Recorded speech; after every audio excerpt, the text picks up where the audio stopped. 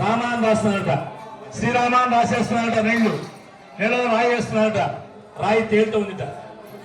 రాములు గారు ఏం చేశారంటే చూద్దామని ఆయన కూడా రాయి తీసుకున్నట్ట. దాని మీద రామాన్ని రాసేట ఆయన కూడా రాయాల్సిన పనే ఉంది, ఆయన రాముడు కదా, ఆయన రాయి వేసేట నీళ్ళలో వేయగానే మునిగిపోయిందిట. ఆ రాయి మునిగిపోయింది.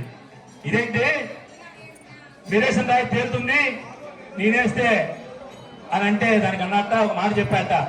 ఏమని చెప్పాడంటే, రాములు గారు చెప్పిన మాట ఏంటంటే, ఆ పక్కన హనుమంతుడు చెప్పాడు ఈ మాటని. హనుమంతుడు చెప్పాడు ఈ మాట.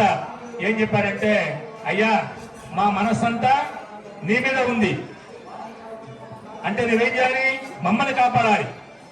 నువ్వేస్తే ఎట్లా, నువ్వెన్నేసినా సరే అవి మునిగిపోతాయి తప్పితే తేలవన్నారంటే వాడు. మనం కూడా ఎలా ఉంటుందంటే, చేపల పిల్లలు వలేస్తారు, చేపలు పట్టేవాడు వలేస్తాడు. దూరంగా ఉన్న చేపలు పడితే గాని దగ్గరగా ఉన్న చేపలు పడవు. అంటే ఏంటి, భగవంతుడి కాళ్ళ దగ్గర ఉన్నటువంటి వాళ్ళని దేవుడు ఏం చేయడు. దూరంగా ఉన్న చేపలు పడితే ఏంటండి, భగవంతుడికి దూరంగా ఉన్న వాళ్ళని భగవంతుడు పట్టుకెళ్తాడు.